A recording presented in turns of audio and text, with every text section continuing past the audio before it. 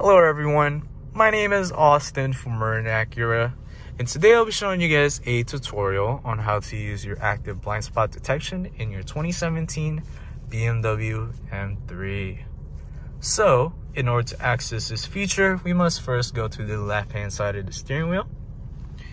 And once we get to the left hand side of the steering wheel, all you have to do is you're going to click on the button on the very left hand side.